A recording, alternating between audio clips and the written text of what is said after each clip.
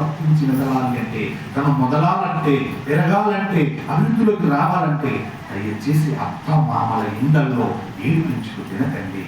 వారికి మీరు కొడుకులా లేకపోయినా పర్లేదు, కానీ అల్లుడు అన్నప్పుడు మర్యాదగా ఉండండి, మీ దాన్ని కాపాడుకోండి. ఎంత గొప్పగా చెప్తున్నాడో చూడండి. ధర్మరాజు గారు ఆయన పిల్లనిచ్చిన మామగారు ఎప్పుడు ఆందోళన పడకూడదు. ఈ ఒక్క విషయానికి ఎన్ని మాట్లాడొచ్చాడు. మామగారిని ఆందోళన పడకపోకుండా చూసుకోవాలి అల్లుడు. ఏం తక్కువ చేశాడండి నీకు? నీ జీవితానికి పెద్ద వెలుగునిచ్చాడు. 20 ఏళ్ళు పెంచి పోషించినటువంటి బిడ్డను ఒక్క మాటతో నీ ముక్కు ముఖం తెలియకపోయినా, నువ్వు ఎలాంటి వాడివో తెలియకపోయినా తన పేగులు తీసి నీ మీద పెట్టేశాడు. నాయన ఎలా కట్టాడు, ఇంకా ఎలా చూసి కట్టాడు? నా కూతురు కంటే 4-5 ఏళ్ళు పెద్దవాడు కావాలని వెతికి మరి వయసులో ఎదురు పెద్దవాడు కావాలి. నా కూతురు చిన్నపిల్ల, ఆమెకు కొన్ని విషయాలు తెలియనప్పుడు ఆమె ఏదైనా తప్పు చేస్తే నా కూతురు కంటే పెద్దవాడైతే అల్లుడు గురుస్థానంలో ఉండి నా కూతురు క్షమించగలుగుతాడు. అందుకు వయసులో పెద్దవాడిని ఎంచుకుంటాడు పిల్ల తండ్రి. అలాగా ఆలోచించి నీకు ఇచ్చినప్పుడు ఆ పిల్లని ఏడిపించి ఇంటికి వస్తే అత్తమామని ఏడిపించి ఏం పట్టుకుపోతావయ్యా, ఏం తీసుకుపోతావయ్యా? పాపాన్ని తప్ప. నీ ఒంటిలో పెట్టుకున్న బంగారు పట్టుకపోవు, బండ్లు తీసుకపోవు, ఆస్తులు అంతస్తులు ఏం పట్టకపోవు, పాపం ఒక్కటే. దయచేసి మారండి, ఆందోళన పెట్టకండి. అత్తగారిళ్ళల్లో అడుక్కోకండి. ఎందుకంటే అడుక్కోవడము మీకు చేత కదా? దేవుడు ఇచ్చాడు కదా, నీకు అన్ని ఇచ్చాడు కదా, కష్టపడలేరా, సంపాదించుకోలేరా? ఎందుకు అడుక్కుంటారండి?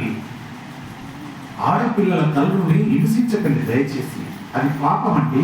ఇచ్చింది గుర్చుకోండి దయచేసి. కానీ మరీ అడక్క తినకండి. అడక్క తినే జాతామి కాదు కదా. ఎందుకు అంతలా చేయకండి? ఆవేదన అలా ఎన్నో కుటుంబాలు మొరబెట్టుకుంటున్నాయి. అయ్యా మా అల్లుడు ఇలా ఉన్నాడయ్యా, మా అల్లుడు మార్చలేదయ్యా, మా అల్లుడు ఇంటికి వస్తే గజగజ అనుకుంటామయ్యా అంటున్నారు.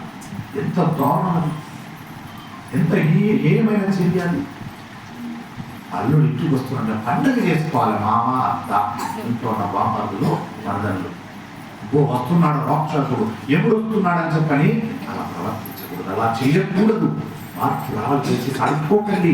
దేవుడు ఇస్తే మీరు ఎంత అండి? ఎందుకు అడుక్కుంటారు?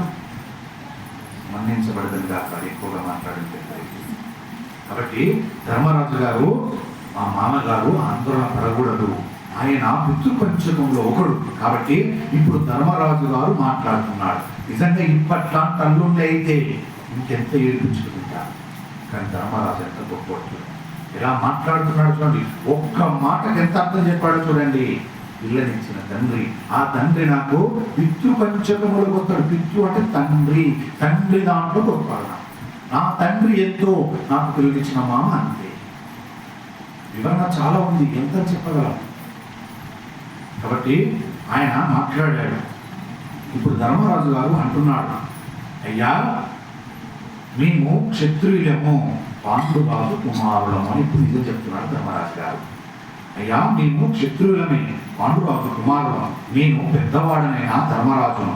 మిగిలిన ఈ నలుగురు లోకములన్నింటినీ గెలవగలిగిన చరిత్ర కలిగినటువంటి రెండవ తమ్ముడు భీముడు. ఎంత గొప్ప చెప్తున్నాడు చూడండి.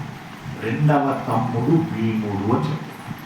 నేనైతే ఎలా చెప్తాను, వీడు నా తమ్ముడు. ఇది కూడా మంచిదే అండి, తప్పేం కాదు. కానీ దాంట్లో కొంచెం వ్యగ్రత ఉండకూడదు, ప్రేమ ఉండాలి. వీడు నా తమ్ముడు అని చెప్పిన దాంట్లో వీడున్నాడా, వీడు నా తమ్ముడు అన్న దాంట్లో తేడా ఉంటుంది. దయచేసి మాటలలో తేడా తెచ్చుకోవాలి, ప్రేమతో మాట్లాడాలి. కాబట్టి ఆయన ఎంత గొప్ప చెప్తున్నాడు చూడండి. చరిత్రనే తిరగరాశి కలిగినటువంటి ఈయన నా తమ్ముడు భీముడు.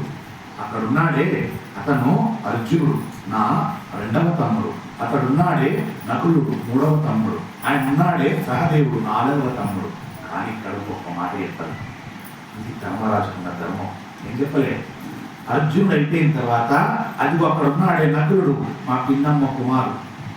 వాడి తర్వాత పక్కన కూర్చున్నాడే సహదేవుడు, ఆయన కూడా మా పిన్నమ్మ కుమారుడు, మాతృ సంతానం అని ధర్మరాజు ఒక్కనాడు కూడా పలకలేదు ఈ మాట. తల్లికి పుట్టిన వారని, కుంతిదేవి సంతానమని మాత్రమే చెప్తున్నాడు. ఎక్కడ మాత్రం చెప్పలేదు. ముందు కట్టల్లో చెప్తాడు, ఎంత గొప్పగా చెప్తాడు. యక్ష ప్రశ్నలు వచ్చినప్పుడు చెప్తాడు, ఎంత గొప్పగా చెప్తాడు, అద్భుతమైనటువంటి వివరణ ఇస్తాడు.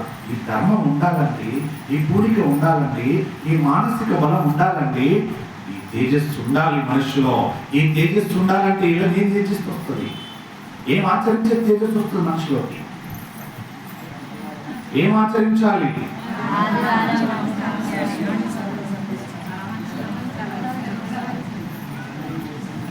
ముక్త కంఠంతో చెప్పాలి.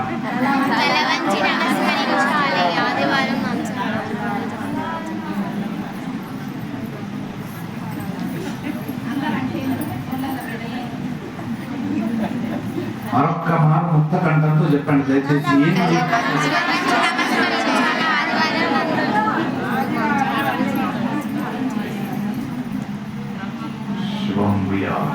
అన్ని చేయకపోయినా ముఖ్యంగా ఇది రెండైతే పట్టుకోండి. ఆదివారం మత్తు పదార్థాలు తీసుకోకూడదు, మాంసాహారాలు తీసుకోకూడదు, అలా వంచి నమస్కరించడం. ఇది ఉంటే తేజస్సు ఆటోమేటిక్గా మన దేహంలోకి వచ్చేస్తుంది. ఆ తేజస్సు ఉంటే ఇలా వినయంగా మాట్లాడతాం. ఆయన అంటాడు, ఈ మాట వినగానే అలా చెప్పాడు ధర్మరాజు, అలా పరిచయం చేయించాడు తమ్ములను. ఈ మాట వినగానే ద్రుపదుడికి చాలా సంతోషం. ఒక మామొక లాంటి సంతాన్ని చల్లుడు ఉంటే ఆయన జన్మధన్యం. అలా ఉండాలి అల్లుడు. అంత అద్భుతంగా ఉంటే ఐదు ఎంత పావనమో. దేవాలయంగా ఉండిపోతుంది. ఇంటికి అల్లుడు వస్తున్నట్టే దేవాలయం లాగా అలంకరించుకుంటాం. మా అల్లుడు వస్తున్నాడు, మాకు పండగ. అలా ఉండాలి.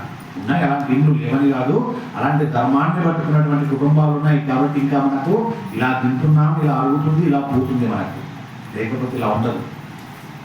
కాబట్టి ఆ మాట వినగానే ద్రుపదుడు, ఇక్కడ కూర్చున్నవాడు నల్ల కలువల తేజస్తున్నవాడు అయిన అర్జునుడే తన అల్లుడని ఇక ఆయన ఆనందానికి అవధులే లేవు. ఎంత సంతోషపడిపోతున్నాడు ద్రుపదుడు. ఎందుకు? ఆయన ఏం కోరుకుని ద్రౌపదిని తీసుకున్నాడు? ఈ అర్జునుడికి నాకు అల్లుడు కావాలని కోరుకున్నాడు. అందుకే ద్రౌపదిని తీసుకున్నాడు. స్వయం సాక్షాత్ అయోనిజగా వచ్చింది తల్లి, అగ్నిహోత్రంలోంచి వచ్చింది తల్లి ద్రౌపది మాత. అలాంటి మాతను ఎక్కడికో పోయిందని బాధపడుతున్న క్షణంలో ధర్మరాజు చెప్పిన చల్లని మాటతో ఇతడే అర్జునుడు అనగానే ఆయన ఆనందానికి అవధులు లేవు. ద్రుపద మహారాజు అంత ఆనందపడిపోయి నేను అనుకున్నది నాకు సిద్ధించింది అని సంతోషపడ్డాడు. సంతోషపడి మత్స్యయంత్రం కొట్టినవాడు, ఇక్కడ కూర్చున్నవాడు, నల్ల కలవల తెలుస్తున్నవాడైన అర్జునుడే తన అల్లుడని పొంగిపోయాడు. అర్జునుడు చూసుకొని చాలా సంతోషపడ్డాడు. తన కూతురు అర్జునుడికి ఇలా అవ్వాలని ఆయన కోరిక, అందుకని పొంగిపోయాడు. అర్జునుడు మహానుభావుడు, దేవేంద్రుడి కొడుకు, పెద్దల అభిమానమును పొందినవాడు. అంటే దేవేంద్రుని యొక్క అంశకు వచ్చినవాడు. కొడుకు అంటే ఆ కొడుకు కాదు, పాండురాజు కుమారుడే, కానీ అంశలో సంకల్ప మాత్రము చేత వచ్చినవాడు, పుట్టినవాడు. విచిత్ర ఉన్నటువంటి అర్జునుడి యొక్క ఇలాగైంది నా కూతురు, కాబట్టి పెద్దల అభిమానం పొందినవాడు. విచిత్ర వీరుని యొక్క మనవడు అర్జునుడు, విచిత్ర వీరుని యొక్క మనవడు, శుభమైన చరిత్ర కలిగినవాడు. అటువంటి విజయుడు నా కూతురికి భర్త అవుతున్నాడు, ఇతనే నా అల్లుడు అని అన్నాడు ద్రుపదుడు. ఎంతో సంతోషంగా ఆ ద్రుపదుడు ఆనందతాండవం చేసినట్టుగా ఆనందాన్ని పొందుతున్నాడు. ఇప్పుడు తనకున్నటువంటి శంక పోయింది. అప్పుడు ధర్మరాజు గారు అతనే కాదు అని మరో మాట మాట్లాడి సంతోషపడుతున్నాడు కదా ద్రుపదుడు, ఆనందపడ్డాడు. నాకు కావాల్సిన అల్లుడు మేము ఐదుగురం ఈ అల్లుళ్ళనే అన్నాడు. ఇప్పుడు ద్రుపద మహారాజు యొక్క ఆనందం ఉన్నట్టేనా? ఒక తండ్రికి ఎంత శోభాలి. కోరుకున్నవాడు దొరకలేదు, నప్పు బాధపడ్డాడు. కోరుకున్నవాడే దొరికాడు, నేను అనుకున్నవాడే అల్లుడయ్యాడు. ఇప్పుడు సంతోషపడ్డాడు. ఆ సంతోషం ఎంత సమయం ఉన్నది? క్షణకాలం కూడా లేదు సంతోషం. అంటే సుఖం ఎక్కువ కాలం ఉండదు, కష్టం ఎక్కువ సమయం ఉంటుంది. ఎందుకు ఎక్కువ సమయం ఉండాలి అంటే మనం కర్మలు చేసుకుని పుట్టాము. ఇది కర్మభూమి. కర్మభూమిలో కర్మలు అనుభవించడానికి వస్తాం. కర్మ అంటే చేసుకున్న పాపం. ఎవరెవరు ఎన్ని పాపాలు చేస్తే ఆ పాపాలు బట్టి కర్మలు అనుభవించాల్సినది కష్ట రూపంలో. లేదు పూర్వజన్మలు అంత పుణ్యమే చేసుకున్నావా, ఈ జన్మలో ఎంత పుణ్యం అంత సుఖమే ఉంటుంది నీకు. కష్టాలు ఎక్కడో కొంచెం వస్తాయి వాళ్ళకు. ఇది మనం పట్టుకోవాల్సినటువంటి విషయం. నేను ఎంత పుణ్యం చేసుకున్నా ఈ జన్మలో కష్టాలు పడుతున్నాను. కారణం ఈ జన్మ కాదు, పూర్వ జన్మల్లో చేసుకున్నటువంటి పాపం. మరి ఈ జన్మలో వేస్తే పుణ్యం అంతా ఎక్కడ అవుతుంది? అదంతా డిపాజిట్ అవుతుంది. ఎక్కడ అవుతుంది డిపాజిట్? సంచిత కర్మలో డిపాజిట్ అవుతుంది. అది ఏం చేస్తుంది? మరో జన్మ నీకు ఉత్తమమైన జన్మిస్తుంది. అప్పుడు సుఖపడతావు. అంటే కష్టం అనేది ఎక్కువ సమయం నా యందు ఉంటుందంటే దానికి ఒకే ఒక్క కారణం, ఒకే ఒక్క మాట అనుకోవాలి. నీవు పూర్వజన్మలో చాలా పాపాలు చేసి ఉన్నాను, మరి ఈ జన్మలో ఎన్ని పుణ్యాలు చేస్తున్నానే, ఈ పుణ్యం ఎక్కడ పోదు, డిపాజిట్ అవుతుంది నా ఖాతాలో. ఖచ్చితంగా మరో జన్మ అర్థం. అలా అర్థమయ్యి ఆ కష్టాన్ని సంతోషంగా స్వీకరించాలి. అప్పుడు ఏడు పెట్టేది అలా స్వీకరించమన్నా.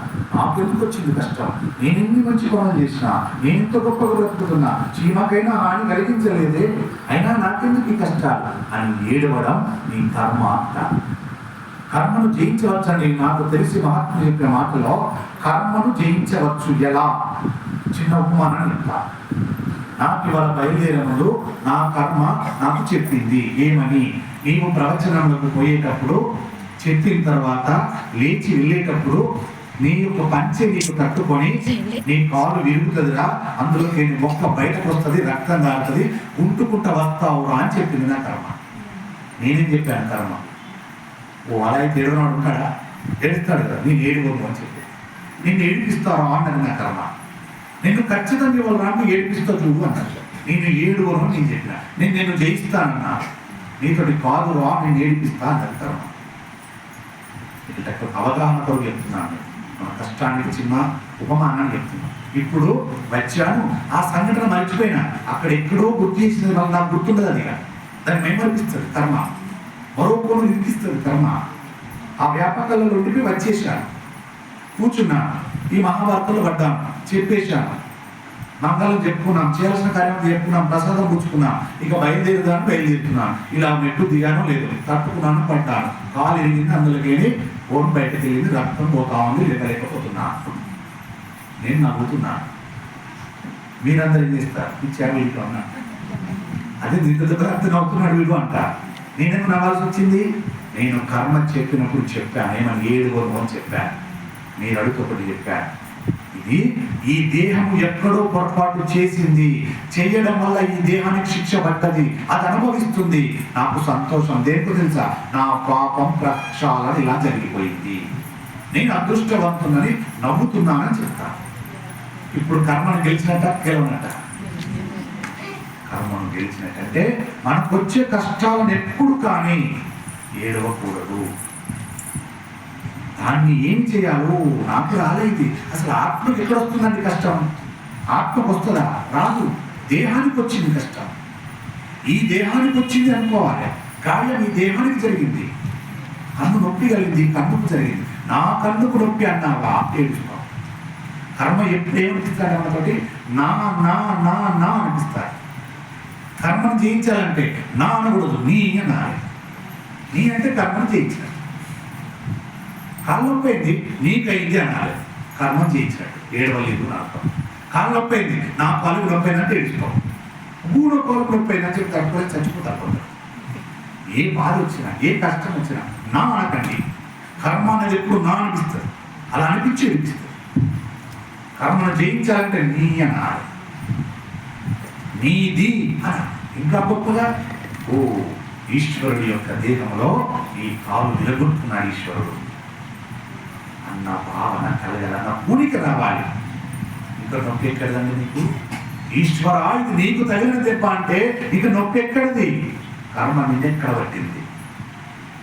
అలా అని చెప్పిన తప్పుకుంటుందా కర్మ? తప్పుకోదు. చివరి వరకు ఏడిపిస్తూనే ఉంటది. నేను చివరి వరకు నాది నాది అనను, నీది నీది నీది అని అంట. మహాత్ములు ఎందరో ఉన్నారు. రమణ మహర్షి, మలయాళ సద్గురు స్వామి, రామకృష్ణ పరమహంస, ఎందరున్నారో మహాత్ములు, లెక్క పెట్టలేనని అంటున్నారు. అలాంటి మహనీయులను ఆదర్శంగా తీసుకోవాలి తప్ప నాకు కష్టం వచ్చిందని ఎప్పుడు అనకూడదు. కాబట్టి ఆయన సంతోషము క్షణకాలమే ఉండిపోయింది. ద్రుపది ఉంది. వెంటనే ధర్మరాజు చెప్పేశాడు, అయ్యా అతను ఒక్కడే కాదు, మీ అల్లుల్లో మేము నలుగురము, కాబట్టి 5 అల్లులం అయ్యా. ఈ మాటకు ద్రుపదుడు ఆశ్చర్యపోయి 5 అల్లులేమిటి నాకు అన్నాడు ద్రుపదుడు. అంటే ధర్మరాజు, నేను ఇంకా పెద్దవాడిని ఉన్నాను, అర్జునుడు నా తమ్ముడు, నాకు వివాహం కాకుండా వాడేలా ముందు వివాహం చేసుకుంటాడు అన్నాడు అర్జునుడు. అంటే ద్రుపదుడు ధర్మరాజుతో మాట్లాడుతున్నాడు. పోనీ ఆయన బాధ ఏంటంటే నాకు అర్జునుడే అల్లుడు కావాలి, వీళ్ళంతా కావచ్చు ఆయన బాధ.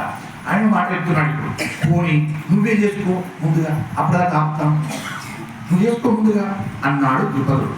అంటే ఇప్పుడు ధర్మరాజు గారు అంటున్నాడు, కాదు కాదు, మేము 5గురము ఈ అమ్మాయిని వివాహం చేసుకుంటాం, మేము 5గురము మీ కల్లులం అవుతాం, ఈ మేము 5గురి వలన కుంతీదేవికి కోడలవుతుంది అన్నాడు ధర్మరాజు. అంటే ద్రుపదుడు ముక్కున వేరేస్తున్నాడు. ఏమిటి? ఎక్కడ వినలే, ఎక్కడ చూడలే, ఒక్క స్త్రీ 5గురిని చేసుకోవడమా?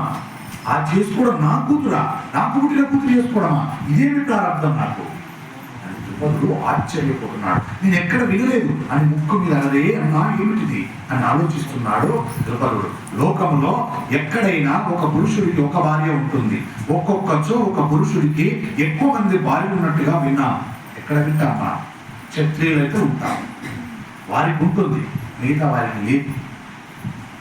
కాబట్టి అంతే తప్ప ఒక స్త్రీకి 5గురు భర్తలు ఉండడం ఎక్కడా చూడలేదు. అసలు ఏ యుగంలోనైనా ఇలాంటి కథ జరిగిందా విన్నామా? ఎక్కడ జరిగింది? ఏ యుగంలో వాళ్ళు ఉన్నది ఏ యుగం? ద్వాపరాయుగం. అంతకంటే ముందు యుగాలు జరిగినాయి కదా, మరి ఏ యుగంలోనే జరిగిందా ఇది అని అంటున్నాడు ద్రుపదుడు. జరిగిందని విన్నామా? ఎక్కడ లేదు. ఒక్క స్త్రీకి 5గురు భర్తలేమిటి? ఎప్పుడు ఇటువంటి మాట వినలేదు. నీవు ధర్మరాజుని. ధర్మరాజు ఎప్పుడు ధర్మాన్ని మాట్లాడతాడు, అబద్ధాన్ని చెప్పడు. అయినా మీరు ఇలాంటి మాట మాట్లాడాలి ఏమిటి అన్నాడు. మీరు అనవచ్చునా ఈ మాట? ఒక ధర్మరాజు అనవచ్చునా ఇలాంటి మాట? అనకూడదు కదా. మీరు ఎలా అన్నారు? ఈ మాట ఎలా అంటున్నావు? నేను కొంచెం స్థిమితపడాలి, నా మనస్సులో లేదు, నాకు స్థిమితము కావాలి. అందువలన నేను రేపు మరలా నీవు అర్జునుడు కుంతి నీలో దృష్టితో కలిసి కూర్చొని మాట్లాడుకుందా. ఇప్పుడు నువ్వు అన్న మాటకు నా తల బద్దలైపోతుంది, నేను జీర్ణం చేసుకోలేకపోతున్నాను. ఎక్కడో అమ్మాయికి ఒక అమ్మాయికి 5గురు భర్తలను వింటే మనం జీర్ణం చేసుకోలేము. అలాంటిది నేను కూతురు, నా కూతురికి 5గురు భర్తలా? ఇప్పుడు నా తల బద్దలైపోతుంది, నేను తట్టుకోలేకపోతున్నాను, ఈ నొప్పి తట్టుకోలేకపోతున్నాను. ఈరోజు సెలవు తీసుకుందాం, రేపు మళ్ళీ కూర్చుందాం, రేపు మాట్లాడదాం అన్నాడు. అని ఈ వేళ వీటికి వెళ్ళి విశ్రాంతి తీసుకోండి అని చెప్పాడు.